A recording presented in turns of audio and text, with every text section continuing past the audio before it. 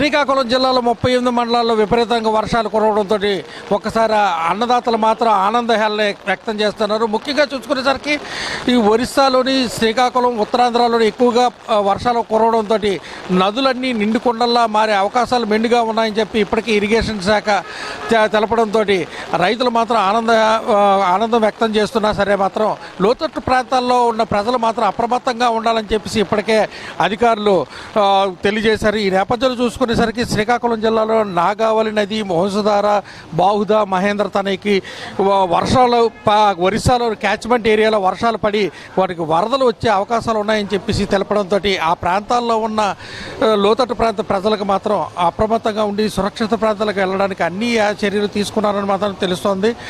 అదేవిధంగా ఈ వర్షాల వల్ల ఎవరికైనా సరే గాయాలు కానీ ఇటువంటి ఇది కానీ జరిగితే మాత్రం వాళ్ళకి వైద్యం అందించడానికి అన్ని ఏర్పాట్లు చేయడానికి వైద్య శాఖ కూడా అప్రమత్తంగా ఉన్నదని మాత్రం చెప్పారు. వైద్య శాఖ కూడా గాలులు 30 నుంచి 40 కిలోమీటర్ల వేగంతో వీచే అవకాశాలు ఉన్నాయి. విద్యుత్ తీగలు కూడా తెగిపడిపోయే అవకాశాలు ఉన్నందున ప్రజలు ఎవరు విద్యుత్ తీగలు పడిపోయినా సరే, ఏ స్తంభం ఒరిగినా సరే ఆ ప్రాంతంలోనే ఉన్న లైన్ మ్యాన్ కానీ ఇతరత్ర వాళ్ళకి తెలిపితే మేము వెంటనే ఆ ప్రాంతానికి వెళ్ళి అక్కడ ఉన్న వాటిని తొలగించే ఏర్పాట్లు చేస్తామని చెప్పి చెప్తున్నారు. ఇప్పటికీ వరకు గత 2 రోజుల నుంచి కురుస్తున్న వర్షాల వల్ల మాత్రం శ్రీకాకుళం నగరంలోని, శ్రీకాకుళం జిల్లాలోని పలు లోతట్టు ప్రాంతాల ప్రజలు మాత్రం ఇబ్బందుల పాలైతే అవుతున్నారు. కానీ ఎండల నుంచి ఉపశమనం పొందినా సరే ఈ వర్షాల వల్ల మాత్రం కొంచెం చల్లదనం మాత్రం అనుభవిస్తున్నారు మాత్రం చెప్పచ్చు.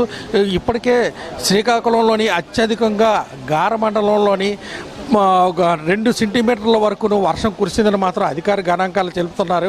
అత్యల్పంగా మాత్రం కోటబొమ్మాలి మండలంలోని 1.2 మిల్లీమీటర్లు మాత్రం వర్షం కురిసిందని మాత్రం తెలుస్తుంది. ఇచ్చాపురం నుంచి రణస్థలం వరకు ఉన్న 192 కిలోమీటర్ల సముద్ర తీర ప్రాంతంలో మాత్రం అలలు మాత్రం ఉధృతంగా ఉన్నది. మత్స్యకారులు ఎవరూ వేటకు వెళ్ళొద్దని చెప్పి అధికారులు తెలపడంతో మత్స్యకారులందరూ తమ ఇళ్లకే పరిమితమై వలలు శుభ్రం చేసుకునే విధంగా ఉన్నారు. అదేవిధంగా తమ పడవలను కూడా ఈ గాలుల నుంచి, అదేవిధంగా సముద్ర అలల నుంచి రక్షించుకునే విధంగా వాటిని కూడా సురక్షిత ప్రాంతాలకు తరలించేయడానికి అన్ని ఏర్పాట్లు చేశారని మాత్రం తెలుస్తుంది.